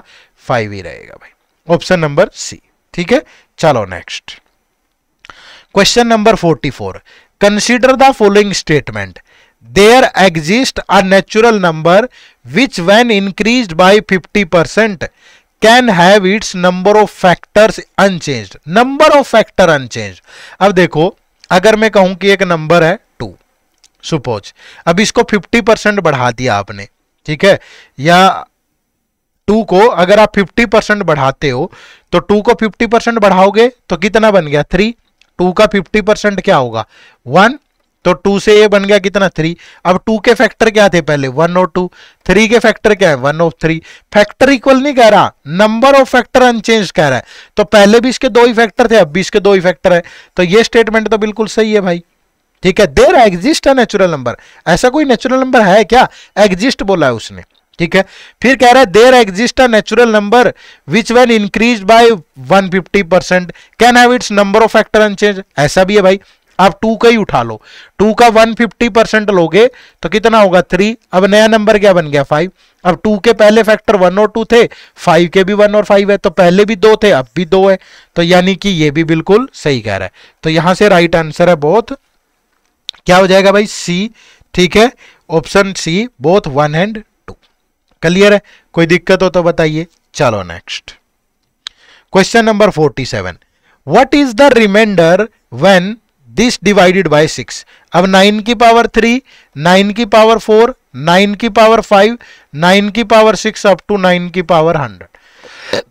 अगर आप इसको 6 से डिवाइड करोगे इंडिविजुअली, आपने इसको 6 से डिवाइड किया भाई, 9 की पावर अगर 6 है, 9 की पावर 3 है, 9 को 6 से डिवाइड करोगे रिमाइंडर 3 आएगा। ठीक है, 3 की पावर जितने मर्जी ले लो, 3 आना है। 3 की पावर अगर 2 के बाद जितनी मर्जी ले लो, 3 की पावर 3, फिर ये 3 की पावर 4, फिर 3 की पावर 5, 3 की पावर 6, यही तो बचेगा ना रिमाइंडर। ठीक है, लेकिन ये रिमाइंडर थोड़ा हो सकता है, अगेन इसको 6 से डिवाइड करेंगे। अब 3 की पावर 3 27 होता है, इसको 6 से डिवाइड कर लो, 6 चौका 24, 3 रिमाइंडर। ठीक है, फिर 3 की पावर 4 81 होती है। ठीक है, 6 से गया, 13 6 78, फिर अगेन 3 रिमाइंडर, 3 की पावर 4 243 होती है। फिर 6 से डिवाइड करोगे, 6 चौका 24, फिर ये 3 बचेगा रिमाइंडर। तो हर बार रिमाइंडर 3 आएगा। ठीक है, तो 3 आएगा हर बार। ठीक है, तो 3 आया, यहां कितनी बार आया, 100 है, ये 3, तो 98 टाइम्स 3 आया भाई। ठीक है, 98 टाइम्स 3 आया। 98 टाइम 3 आएगा, उसको फिर 6 से डिवाइड करेंगे, तो 3 इंटू 98 आ गया। 98 टाइम, या तो 3 को लिख लो या फिर 3 को 98 से मल्टीप्लाई कर लो। तो यानी अब इसको 6 से डिवाइड करना है। अब 3 इंटू 98, 3 अट्ठा 24, 3 निम 27 दो 29, इसको 6 से डिवाइड करोगे, ये तो इसको पूरा पूरा डिवाइड कर गया, तो रिमाइंडर कितना बचा, 0। तो right answer is option number A. Clear है सभी को? चले नेक्स्ट क्वेश्चन, क्वेश्चन नंबर 48। ठीक है भाई, बड़े ध्यान से देखना वो क्या बोल रहा है। A question is given followed by 2 statement 1 and 2। Consider the question and the statement and mark the correct option. Question क्या है, what is the smallest 1 digit number, smallest 1 digit number. ठीक है, हैविंग एग्जैक्टली 4 डिस्टिंक्ट फैक्टर। भाई smallest 1 digit number कहां से शुरू होगा? ठीक है, 1 2 3 4 5 6 7 8 9, बोलो यही होगा। तो हैविंग एग्जैक्टली 4, इसके तो 4 होंगे नहीं, इसके 4 होंगे नहीं, इसके 4 होंगे नहीं, इसके 1 2 और 4 इसके भी नहीं होंगे, 5 के भी नहीं होंगे भाई, 6 के 1 2 3 6। ठीक है, फिर 7 नहीं होगा, 8 के होंगे 1 2 4 8, फिर 9 के होंगे 1 3 9। अब आप सोच रहे होंगे सर इन दोनों के बन रहे हैं। ठीक है, लेकिन उसने स्मॉलेस्ट बोला है ना, तो अगर मुझे तो पता चल गया वो स्मॉलेस्ट नंबर क्या है, 6। अब उसने कहा कि statement 1 2 is one of the factor, statement 2 3 is one of the factor, तो भाई जरूरत ही नहीं है, मुझे जरूरत ही नहीं है किसी भी स्टेटमेंट की। और पहली बार ये ऑप्शन दिया गया है, the question can be answered even without using any of the statement. मुझे किसी भी स्टेटमेंट की जरूरत नहीं है, मैं इससे भी पता कर सकता हूं। तो यहां पे 6 है, 1 2 3 6, तो right answer is option number D. ठीक है भाई, बात समझ पाए? चलो नेक्स्ट क्वेश्चन नंबर 49 भी सेम है। देखो क्या बोल रहा है कि let P Q R S be distinct non zero digit if P P into P Q that is equal to R R S S. P is less than equal to 3, अगर किसी को नहीं दिख रहा तो मैं यहां लिख दे रहा हूं, Q is less than equal to 4। Then what is Q equal to, Q की वैल्यू क्या होगी भाई, Q की वैल्यू क्या होगी? स्टेटमेंट 1 कह रही है कि R1 है, S2 है, कुछ इस तरीके से दिया गया है। ठीक है, अब ये ध्यान रखना, यहां पे ये एक 4 डिजिट का नंबर है और PQR डिस्टिंक्ट डिजिट है, नॉन जीरो डिजिट। ठीक है भाई, अब P की वैल्यू क्या हो सकती है, 1 2 3, और Q की वैल्यू क्या हो सकती है, 1 2 3 4। क्लियर है भाई? अब एक बात बताओ, अगर मैं P की वैल्यू 1 ले लेता हूं, ये 1 इंटू ये 1, अब यहां कुछ भी ले लो भाई, बड़े से बड़ी वैल्यू Q की क्या आ सकती है, डिस्टिंक्ट डिजिट है 9 आ सकती है। तो 11 इंटू 19 करोगे तो 11 9 टा 19 और 11 और 1 20, तो 4 डिजिट नंबर ही नहीं आएगा, तो P की वैल्यू 1 तो हो नहीं सकती। फिर P की वैल्यू 2 चेक कर लो, अगर ये 2 2 है और P की वैल्यू 2 है, ठीक है, अब ये 9 भी ले लूं, यहां बड़ी से बड़ी वैल्यू ले सकते हैं ना, Q की वैल्यू वैसे तो ले नहीं सकते हो क्योंकि Q इज 1 2 3 4, यहां भी गलत चेक कर लिया हमने, बट कोई बात नहीं, सेटिस्फाई तब भी नहीं कर रहा था, Q की वैल्यू हमने देखी ही नहीं, 1 2 3 4। अब Q की वैल्यू बड़ी से बड़ी 4 ले लो, अगर आप 24 लोगे तो 24 दूनी 48 4, 24 दूनी 48 4 52, तब भी 4 डिजिट नहीं आ रही, तो Q की P की वैल्यू 2 भी नहीं हो सकती, तो P की वैल्यू फिर क्या हो सकती है, P की वैल्यू 3 हो सकती है, ये 3 इंटू 3 ये 3। अब ये बड़ी से बड़ी वैल्यू 4 ले लो, अब ये देखो 34 3 102 10, 34 3 102 और 10 कितना हो गया भाई, 112, तो ये बन गया, ये देखो, तो Q की वैल्यू क्या हो सकती है, 4। ठीक है, मतलब हमें R is equal to 1, S is equal to 2, इसकी जरूरत ही नहीं है, बिना इन दोनों के भी सोल्व हो रहा है ये। समझ रहे हो ना? तो अगेन द राइट आंसर था that is option number D, the question can be answered even without using any of the statement. Clear है? चलो next question number 55। A set X of 20 pipes can fill 70% of a tank in 14 minutes। X है जिसके अंदर 20 pipes हैं, ठीक है भाई, 70% tank 14 minute में, तो 14/70 इंटू 100, यानी पूरा टैंक वो भरेंगे। जो ये X है, 20 पाइप्स हैं, इनको पूरा टैंक भरने में 20 मिनट्स लगेंगे, ठीक है। Another set Y of 10 pipes fill 38 of the tank in 6 minute, तो 6 मिनट में 38, तो पूरा टैंक भरने में कितने मिनट लगेंगे? 16 मिनट लगेंगे, ठीक है भाई। कितने मिनट लगेंगे? 16 minute. A third set Z of 16 pipe, Z है 16 पाइप है, ठीक है, कैन एम्प्टी बोल रहा है भाई, इसको नेगेटिव ले लो, half of the tank in 20 minute, तो पूरा खाली करने में 20 मिनट हाफ में लगते हैं, तो 1/2 ऊपर गला, तो पूरा टैंक खाली करने में 40 मिनट लगेंगे इन टैंक्स को, ठीक है। अब अगर मैं मान लूं इस टैंक की कैपेसिटी, इन तीनों का एलसीएम ले लूं कि 80 लीटर की है, तो ये जो 20 पाइप्स हैं ये 1 मिनट में 4 लीटर फिल करेंगे, ये 5 लीटर फिल करेंगे और ये 2 लीटर निकालेंगे, ठीक है भाई। अब वो क्या कह रहा है? If half of the pipe of set X are closed, तो भैया अगर आधे ही चलेंगे तो 1 मिनट में फिर ये कितना भरेंगे? +2, क्योंकि सारे 20 मिल के 4 भर रहे हैं, तो आधे चले तो आधा ही जाएगा। फिर कह रहा है only half of the pipes of set Y are open, तो अगर ये हाफ ओपन है वाई का, अगर ये 5 डाल रहे हैं, तो ये 1 मिनट में कितना डालेंगे? आधा डालेंगे भाई, +2.5, ठीक है। All the pipes of set Z are open, Z के सारे ओपन है, तो ये 1 मिनट में कितना निकालेंगे? -2। तो कह रहा है कि how long will it take to fill 50% of the tank. 50% का मतलब कितना? 80 का 50% लोगे तो 40 लीटर भरने में कितना टाइम लगेगा, ठीक है। अब सारे चलेंगे तो पहला पाइप 2 डालेगा, क्योंकि आधे चल रहे हैं ना ये, तो दूसरा 1 मिनट में 2.5, ये वाई वाले और जेड वाले 2 निकाल देंगे, तो 2 + 2 ये 2 से 2, तो 2.5 लीटर ही जाएगा पर मिनट। तो टोटल 40 को भरने में लगेगा 40/2.5, डेसिमल के नाम का 10, 5 से गया 2, 5 से गया 5, 5 से गया 8, तो 16 मिनट लगेंगे भाई, ठीक है। कितने मिनट लगेंगे? 16। तो option number D is the right answer, ठीक है। चलो नेक्स्ट, थोड़ा पानी पी लो यार, प्यास भी लग जाती है। तब तक पढ़ो और क्वेश्चन को सोल्व करो।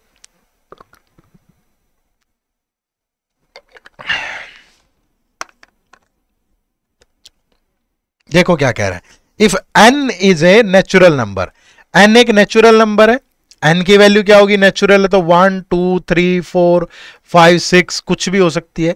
Then what is the number of distinct remainders of 1 की पावर n + 2 की पावर n डिवाइडेड बाय 4। 1 की पावर n 2 की पावर n, अगर इसको 4 से डिवाइड करो तो पहले n को 1 पुट करें, तो 1 की पावर 1 + 2 की पावर 1 कितना आया? 3। 4 3 से डिवाइड करोगे तो रिमाइंडर कितना होगा? 3 होगा।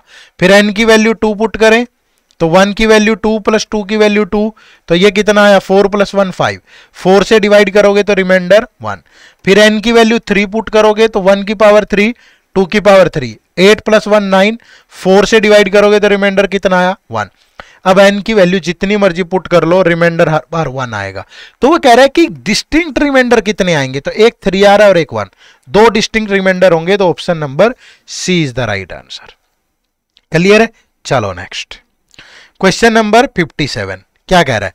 Late p is equal to triple Q, जो p है that is equal to q, q और q, be a 3 digit number, what is the HCF of p and 481।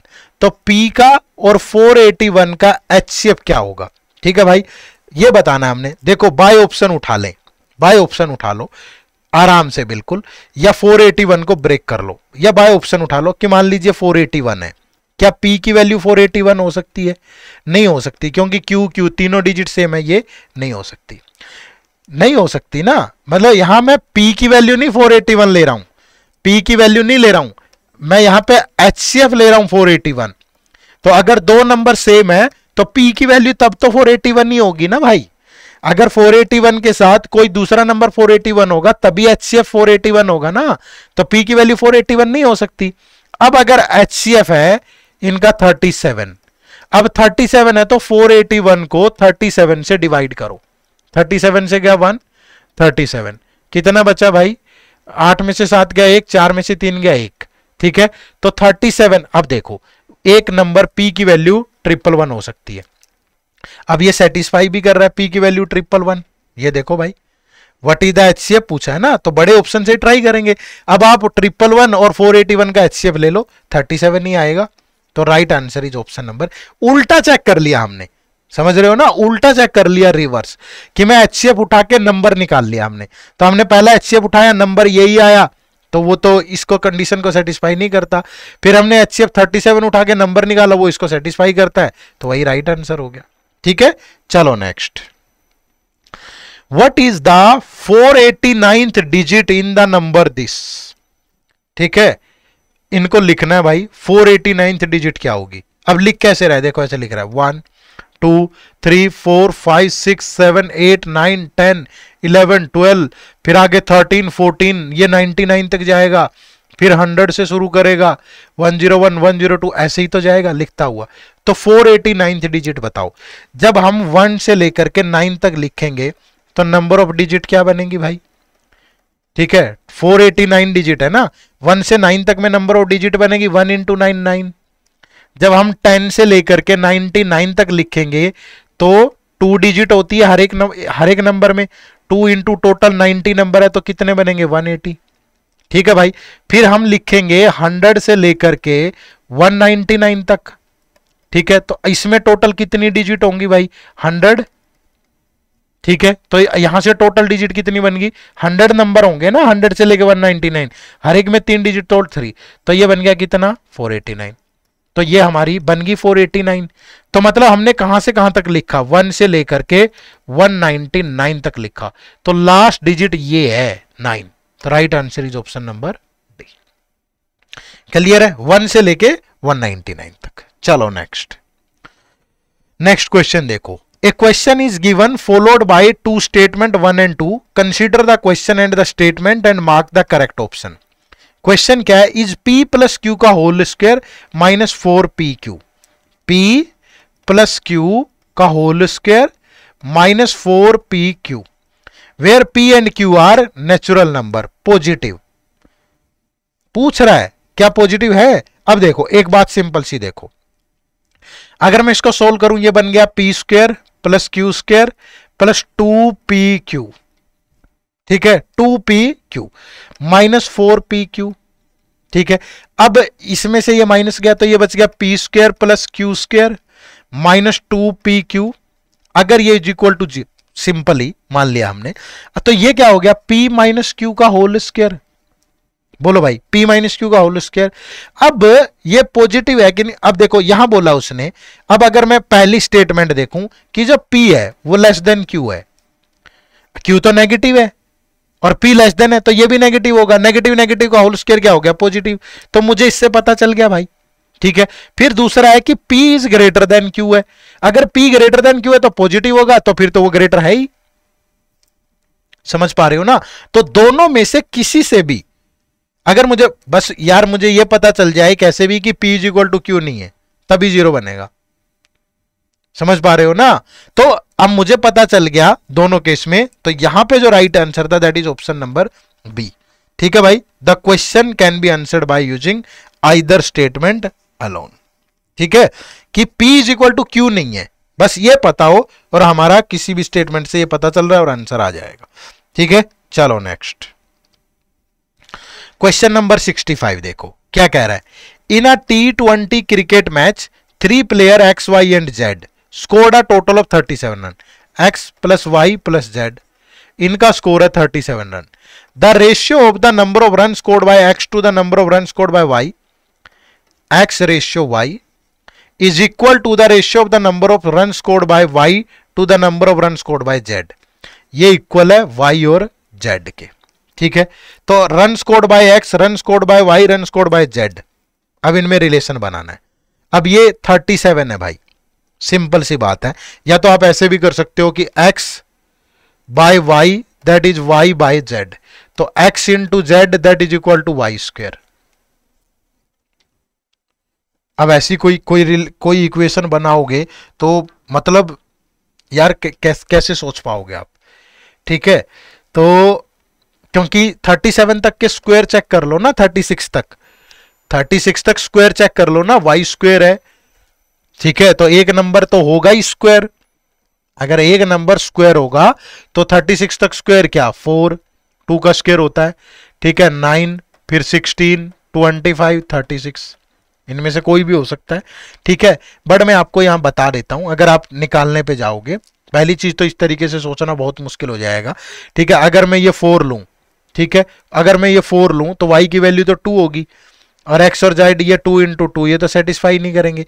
अगर मैं ये 9 लेता हूं 9, ठीक है, तो y की वैल्यू 3 होगी, तो 3 इंटू 3 बनेगा, 16 25 से नहीं बनेगा भाई।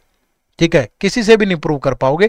वैसे भी अगर आप देखो एक नॉर्मल उस पर मैं मान के चलता हूं कि ये जो नंबर हैं ये बन रहे हैं 9 12 और 16।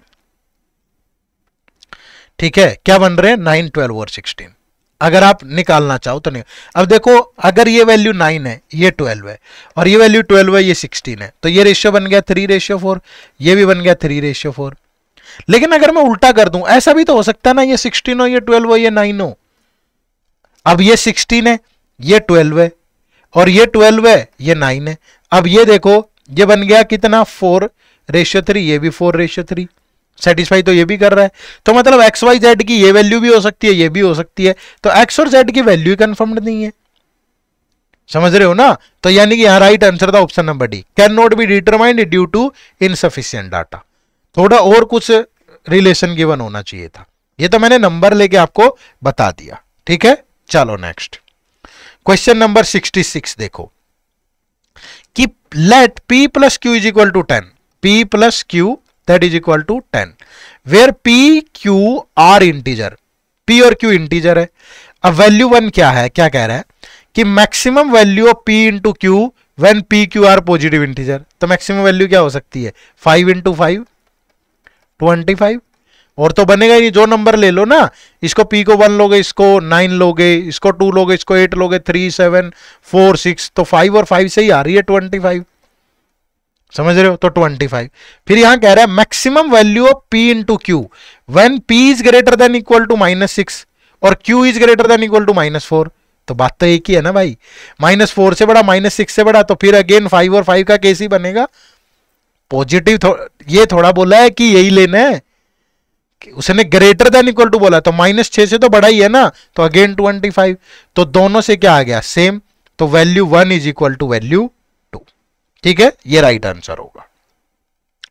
चलो नेक्स्ट क्वेश्चन नंबर 67 क्या है, consider a set of 11 number, 11 number का सेट है, ध्यान रखना।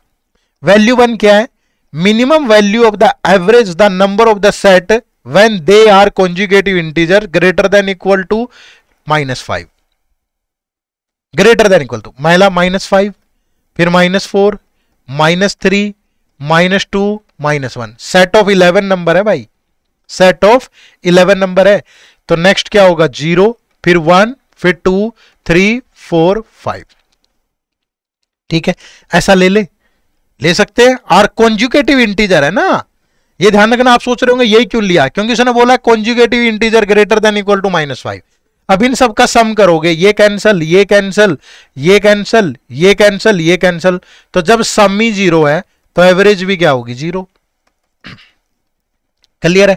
अब आ जाओ वैल्यू 2 पे, minimum value of the product of the number of the set when they are conjugative non negative integer. Conjugative non negative, conjugative भैया 11 नंबर का non negative है, नेगेटिव नहीं लेना, तो सबसे छोटा क्या ले लूं 0, फिर 1 2 3, और इन सब की 0 की किसी से प्रोडक्ट कर लो, वो तो 0 ही आती है, तो ये भी 0, तो दोनों के दोनों क्या होंगे same. Again the right answer is option number C. Clear है? Value 1 is equal to value 2। ठीक है भाई, चलो नेक्स्ट क्वेश्चन नंबर 68 देखो। 68 क्या है, the average of 3 numbers p q and r is k। 3 number है p q और r, इनकी जो एवरेज है वो k है। ठीक है, p is much as much more than the average, P average से बड़ा है तो P minus K than the average as Q is less than the average, Q is less than the average, ये दोनों equal है। तो what is the value of R, R की value बताओ। यहां से P plus Q plus R का सम कितना हो गया 3K। अब यहां से अगर आप देखो तो ये P Q उधर जाके प्लस का और K उधर जाके प्लस का, तो P प्लस Q आ गया 2K। तो P प्लस Q अगर 2K है तो R कितना बचा, R is 3K minus 2K, तो R की वैल्यू कितनी आई K। तो right answer is option number A. Clear है, बात समझ पाए सारे। तो option number A is the right answer. Clear है भाई, कोई दिक्कत हो तो बताओ। चलो next question number 69। Let x be are real number between 0 and 1। x एक रियल नंबर है 0 और 1 के बीच में। तो which of the following statements is are correct, 0 और 1 के बीच में। अब पहली स्टेटमेंट है x square is greater then x cube. अब मैंने मान लिया वो नंबर 0.2 है, तो 0.2 का स्क्वायर इज ग्रेटर देन 0.2 का क्यूब। तो 0.2 का स्क्वायर यानी 2/10 का स्क्वायर, 0.2 का क्यूब 2/10 का क्यूब। तो 2 का स्क्वायर 4, 10 का स्क्वायर 100, 2 का क्यूब 8, 10 का क्यूब 1000। तो ये आया 0.04 और ये आया 0.008। तो कौन सही है, बिल्कुल बिल्कुल सही है। अब x is greater than root x. अब ले लो यहां भी x इज ग्रेटर देन, मैं कहूं कि नंबर 0.25 है, ठीक है, नंबर 0.25 है। तो x इज कितना, तो x इज कितना भाई, तो x इज कितना, x है 0.25 और रूट 0.25, तो रूट 25/100। ये किसका स्क्वायर है, 5 का, ये 10 का, तो ये 0.5 आया। तो कहां पे x इज 0.25 ग्रेटर है कि ये ग्रेटर है, तो ये नहीं होगा। तो यहां राइट आंसर है 1 ओनली। तो option number A is the right answer. Clear है, चलो नेक्स्ट देखो भाई क्वेश्चन नंबर 70। ठीक है, क्या कह रहा है, the difference between any two बोला है उसने, ठीक है, ध्यान से पढ़ना भाई। Any two natural numbers is 10। What can be said about the natural number which are divisible by 5 and lies between these two numbers. अब मैं एक नंबर उठा लूं कोई भी, सपोज मैं 10 और 20 ले लेता हूं, ठीक है। The difference between any two natural number is 10। What can be said about the natural numbers which are divisible by 5। कि ऐसा एक ही नंबर है, देखो 10 और 20 के बीच में तो एक ही है भाई 15, ऐसा एक ही नंबर है, ठीक है। लेकिन अब आप कोई और भी तो ले सकते हो ना। मैंने कहा कि ये ले लिया मैंने 12 से 22। अब इसके बीच में तो ऐसे दो नंबर है, एक 15 होगा एक 20 होगा, दोनों का डिफरेंस तो 10 है, ये भी 5 के मल्टीपल है। तो मतलब there are only 2 such number, there are 1 such number, ठीक है। तो ऐसा तो नहीं हो सकता ना, तो there can be more than 1 such number, ठीक है, there can be more than 1 such number, ठीक है भाई। तो ये हो जाएगा। और लोगे और 6 और 16 के बीच में सोचोगे तो ये दो नंबर हो गए 10 और 15, समझ रहे हो, तो काफी हो सकते हैं। चलिए नेक्स्ट क्वेश्चन नंबर 78, ठीक है। टोटल 38 क्वेश्चन थे, 38 के 38 मैंने यहां डिस्कस कर लिए। बाकी रीजनिंग की भी अलग से वीडियो देखी होगी आपने और कॉम्प्रिहेंशन की भी अलग से देख लेना, तो इसी चैनल पे सारे अवेलेबल है। The 5-digit number PQRST, all distinct digit, is such that T is not equal to 0, P is thrice of T, ठीक है, T is not equal to 0 और P is thrice of T, S is greater than Q by 4, तो S minus Q is equal to 4, while Q is greater than R by 3, तो Q minus R is equal to 3, तो how many such 5-digit number are possible। बहुत मुश्किल है यार, ठीक है, ये कंडीशन निकालना आसान नहीं है। अब यहां डिफरेंट वैल्यू सोचनी पड़ेगी, ठीक है, बहुत सारे केस बनेंगे भाई।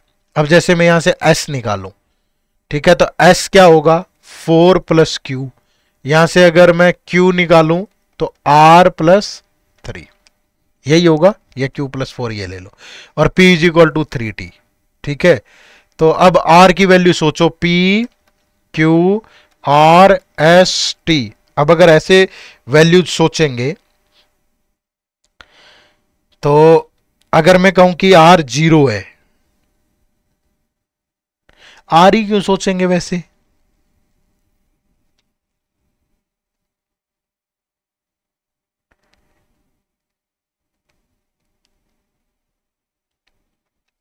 आर इसलिए सोचेंगे क्योंकि एस और टी तो डिपेंड कर रहे हैं ना पी पे, तो आर अकेला इंडिविजुअल नंबर है, ये सोचना आसान है थोड़ा।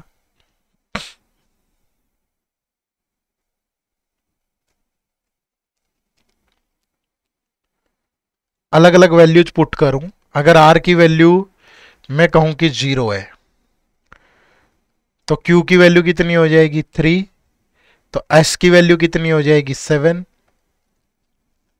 क्योंकि इसी से चल रही है ना पूरी सीरीज। ठीक है, तो 0 3 7।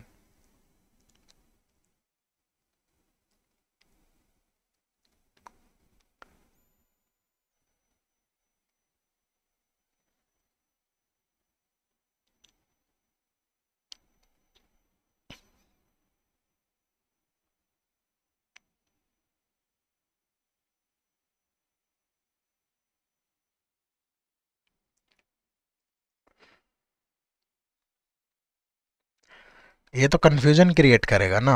आर इज इक्वल टू 3 है, क्यू 3 आ गया, तो एस 7 आ गया। ठीक है, और कोई इंफॉर्मेशन है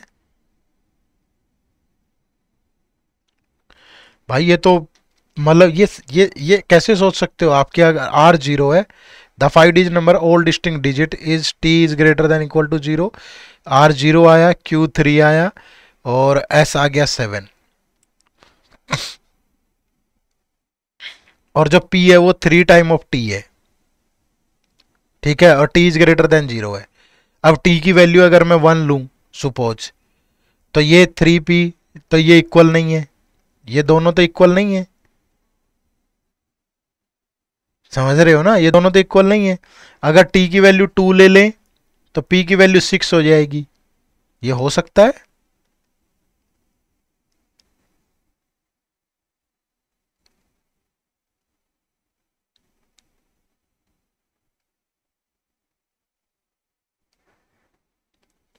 पॉसिबल हो गया ये तो। p is 3 time of t, अगर t की वैल्यू ये ले लें। ठीक है, दूसरा ये 307, कोई कंडीशन तो नहीं है कि ऐसी इक्वल होगी हो?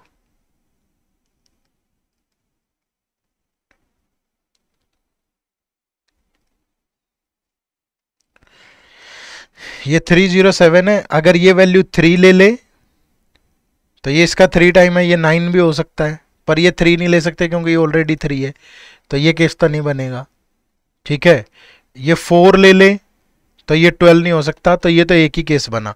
ऐसे ही आर की अलग अलग वैल्यू लेनी पड़ेगी। अब अगर आर की वैल्यू 1 ले लें, ठीक है, आर की वैल्यू इसको हटा दो यहां से, कोई बात नहीं, मुश्किल बनेगा। आर की वैल्यू अगर 1 ले लें, आर की वैल्यू 1, तो क्यू कितना होगा 4 और एस कितना होगा 7, आर 1 क्यू 4 एस 7। अब टी की वैल्यू 1 नहीं ले सकते, लेकिन अगर ये 2 ले लें ये 6 होगी भाई, ये सेटिस्फाई कर गया। ये 4 1 7, अगर ये 3 ले लें तो ये वैल्यू 9 हो जाएगी, ये भी सेटिस्फाई कर गया। फिर ये 4 आगे ले नहीं सकते, तो आर की वैल्यू 1 से ये बनेगा। अगर आर की वैल्यू 2 ले लें, अगर आर की वैल्यू 2 ले लें तो क्यू कितना बनेगा 5 और एस कितना बनेगा 9। ठीक है, अगर आर की वैल्यू 2 ले तो एस बनेगा 9 और क्यू बनेगा 5। अब अगर ये 1 ले लें तो ये 3 हो गया भाई, हो गया सेटिस्फाई। ठीक है, अब ये 5 2 9 है, अगर इसको 2 ले लें, 2 ले नहीं सकते, 3 ले लें तो ये 9 आएगा, 3 भी नहीं ले सकते, तो और नहीं होगा भाई। ठीक है, तो इतने ही केस बनेगा ये। उसके बाद आर की वैल्यू अगर 3 ले लें तो क्यू कितना हो जाएगा 3 + 3 6 और एस कितना हो जाएगा 10। अब एस की वैल्यू 2 डिजिट में नहीं आ सकती। ठीक है, तो यही 4 केस बनेंगे बस, और कोई केस नहीं बनेगा। तो that is why answer is option number B, यानी कि 4। तो ये 4 जो है वो नंबर हो सकते हैं। ठीक है, चलो next question number 79। X can complete 1/3 of a certain work in 6 days। तो 1/3 6 days में, तो 6/1/3, तो पूरा काम करेगा X 18 days में। Y can complete 1/3 of the same work in 8 days। तो Y 8 इंटू 1/3 है 3, तो 24 days में। Z can complete 3/4 of the same work in 12 days। तो 12/3/4, तो 4, तो Z करेगा 16 days में। अगर टोटल वर्क 18 18 24 144 है यूनिट, तो इसकी एफिशिएंसी 8 होगी, इसकी 6 होगी और इसकी 9 होगी। If all of them work together for n days, तो 8 + 6 14 + 9 23 यूनिट कर देंगे n डेज में। And then X and Z quit and Y alone finish the remaining work. Y in 8 2/3, 8 2/3 का मतलब है 26/3, और Y की एफिशिएंसी है 6, तब जाकर के पूरा काम कंप्लीट हुआ 144। तो ये 3 से गया 2, तो 23 इंटू n 144, ये 26 इंटू 2 52, तो ये बचेगा 92। तो n की वैल्यू क्या, 92/23, तो ये गया 4, तो n की वैल्यू आ गई 4। तो option number B is the right answer. ठीक है भाई, चलो नेक्स्ट क्वेश्चन नंबर 80। तो what is X in the sequence. अब देखो यहां पे कोई ना कोई लॉजिक लग रहा है, और वो लॉजिक क्या है, 1 से 3 पे गए +2, 3 से 6 पे गए +3, 6 से 11 पे गए +5, 11 से 18 पे +7, ये सारे प्राइम नंबर है। तो नेक्स्ट प्राइम नंबर 11 ऐड होके 19 बने 29, और नेक्स्ट प्राइम नंबर 13 ऐड होके, तो right answer is option number C. Clear है। तो ये टोटल आपके मैथ के 38 क्वेश्चन थे जो कि पूछे गए थे, और बहुत डिटेल में अच्छे से मैंने आपको समझाने की कोशिश की है। उम्मीद करूंगा आपको समझ में भी आ गया होगा। ठीक है, तो एक बार कमेंट करके जरूर बताना यार लेक्चर कैसा लगा। बड़ी मेहनत लगी है, बड़े अच्छे से मैंने एक भी केस तक नहीं छोड़ा, सारे केस तक आपको प्रूव करके दिखाए। तो एक कमेंट तो बनता है दोस्तों, एक कमेंट करके जरूर बताना ये लेक्चर आपको कैसा लगा, और इससे आइडिया लेना आने वाले एग्जाम के लिए। ठीक है, अभी मैं आपको बता देता हूं, हमने आपके लिए यूपीएससी सीसेट का एक मास्टर कोर्स भी लॉन्च किया है। अब इस मास्टर कोर्स के लिए आप क्या कर सकते हो, इसी वीडियो के डिस्क्रिप्शन में जा सकते हो, या फिर सिंपली गूगल पे टाइप कर लो edutap.in।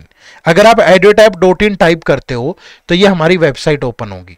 यहां कोर्सेज पे जाओगे तो ये देखो, ये आपको सीसेट कोर्स दिखेगा यहाँ। तो ये हमारा सीसेट का मास्टर कोर्स है, ये वाला। डिस्काउंट इस पे ऊपर नीचे होता रहता है, आप इसमें इनरोल कर लें। ठीक है, इसमें आपको कंसेप्ट क्लास मिलेंगी, पूरा 100 डेज का प्लान है। 100 डेज में पूरा CSAT cover, math, reasoning, English, सारी कंसेप्ट क्लास बिल्कुल अच्छे से, मोस्ट इंपॉर्टेंट टॉपिक कवर्ड है। फिर इसमें लाइव क्लास भी होंगी, वो जाकर के अप्रैल में होंगी रिवीजन के लिए। 20 लाइव क्लास देंगे, पूरा रिवाइज करवा देंगे दोबारा, और उन्हीं के नोट्स मिलेंगे, इन कंसेप्ट क्लास के नोट्स नहीं मिलेंगे। और इसमें हर क्लास के साथ चैप्टर वाइज टेस्ट है, मैथ के जितने इंपॉर्टेंट टॉपिक है उनके चैप्टर वाइज, फिर रीजनिंग के, इंग्लिश के, सबके साथ में सेक्शनल टेस्ट है, साथ में फुल लेंथ टेस्ट है, और प्रॉपर आपको यहाँ पे एक मेंटर सपोर्ट मिल रही है। जब भी डाउट आए टीचर से पूछ लो, बात कर लो। तो इससे बेस्ट नहीं हो सकता, इस कोर्स में इनरोल करें और अपनी सीसेट की जर्नी को आसान बनाएं।